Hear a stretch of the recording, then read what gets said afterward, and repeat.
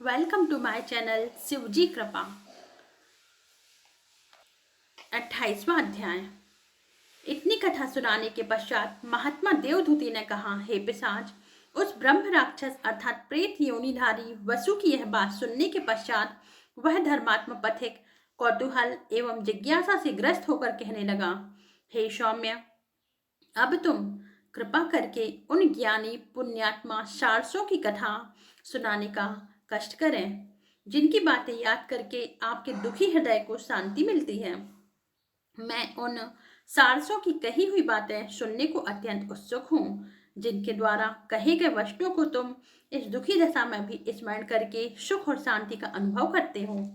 महात्मा देवधूति आगे बोले, हे पिशाच, उस धर्मात्मा पथिक की बात सुनकर वह प्रेत योनिधारी ब्रह्म राक्षस अर्थात ब्रह्म पिशाच कहने लगा, हे द्विश्रेष्ठ, एक समय मैं अत्यंत तीव्र भूख और प्यास से व्याकुल होकर इसी पर्वत पर एक और काफी दूर तक निकल गया था। चलते चलते मैं एक सुंदर नदी के किनारे जा पहुंचा।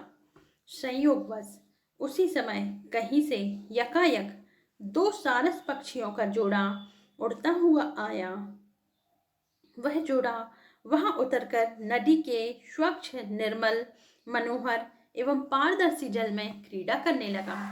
कुछ समय तक जल क्रीड़ा करने के पश्चात नरसारस नदी के किनारे सो गया तथा उसकी पत्नी अर्थात मादा सारस वहां पर पहरा देने लगी। उसी समय एक विशाल और अति हष्टपुष्ट वानर कहीं से वृक्षों पर से लंबी लंबी छलांगे भरता हुआ आ पहुंचा। उस विशाल काय बंदर को देखकर वहां उपस्थित छोटे छोटे पशु पक्षी चीख पुकार करते हुए भाग निकले। मादा सारस नर सारस को सचेत कर पाती इसके पूर्व ही बंदर ने नदी के किनारे सोए नर सारस की दोनों टांगे पकड़कर अपनी ओर खींची। पति को विपत्ति तथा दुख से ग्रस्त देखकर माता सारस भी व्याकुल एवं दुखी हो गई, परंतु भयहीन होकर पलायन नहीं किया।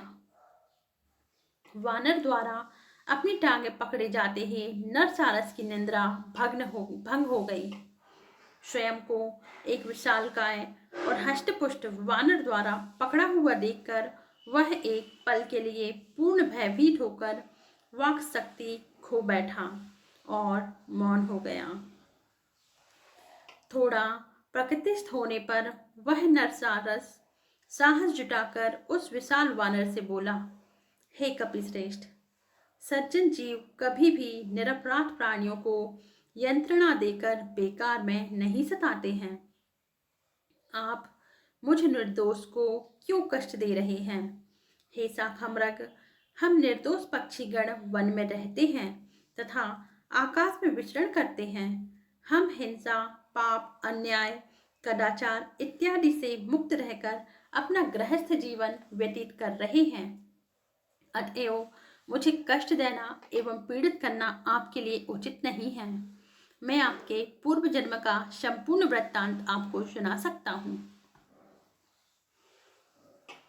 सारस के ये वचन सुनकर उस उत्पाती एवं चपल बंदर ने सारस की दोनों टांगें अपने हाथों के बंधन से मुक्त कर दी। उसने दर्पपूर्ण स्वर में कहा, तुम एक साधारण, शांत और सहज तथा ज्ञान से हीन पक्षी हो। तुम्हारी तुलना में मैं तुमसे बड़ा शक्तिशाली एवं बुद्धिमान हूँ।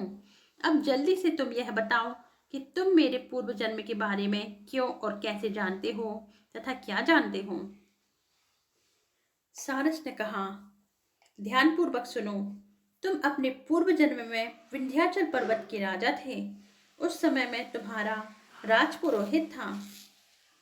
मैं सदैव तुम्हें उचित, नीतियुक्त तथा धार्मिक मंत्रणा दिया करता था, परंतु तुम मेरे परामर्श पर ध्यान नहीं देते थे। अज्ञान, अहंकार तथा लोलुपता के वशीभूत होकर तुम प्रजा का उचित रूप से पालन नहीं करते थे। तुम अपनी प्रजा पर अनेकों अनुचित कर आरोपित कर उसका शोषण करते हुए अपने राजकोष की वृद्धि करते रहते थे। इस प्रकार प्रजा का शोषण, अन्याय और धर्म विरोधी आचरण करते हुए तुम्हें कई वर्ष व्यतीत हो गए। जब अपनी आयु पूरी कर तुम मृत्यु को प्राप्त हुए, तब तुम्हें घोर नरक प्राप्त हुआ। दीर्घकाल तक भयंकर नरक यातनाओं के कष्ट भोगते समय तुम सदैव ही भगवान से अपने उद्धार की प्रार्थना करते थे। हे वानर, नरक भुगतने के पश्चात शेष पापों को भोगने के लिए तुम्हें यह वानर योनि प्राप्त हुई है।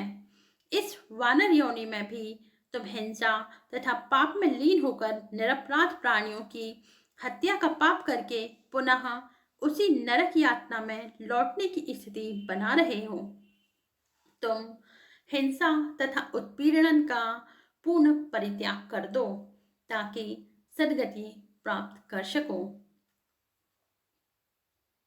सारस ने आगे कहा, मैं जब पूर्व जन्म में तुम्हारा राजपुरोहित था, तब मैं पूर्ण धार्मिक जीवन व्यतीत करता था।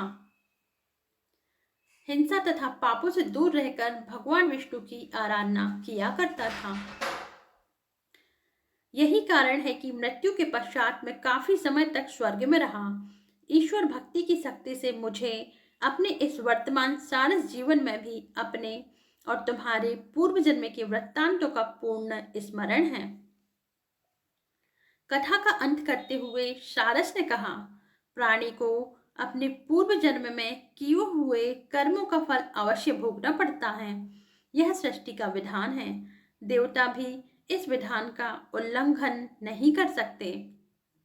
सारस द्वारा कही गई इस कथा को सुनकर वह वानर बड़ा प्रभावित हुआ तथा सारस से कहने लगा, अवश्य ही तुम ज्ञानी हो तथा सब कुछ जानते हो, किंतु यह तो स्पष्ट करो कि तुम्हें यह पक्षी की योनि किस कारण से प्राप्त हुई है।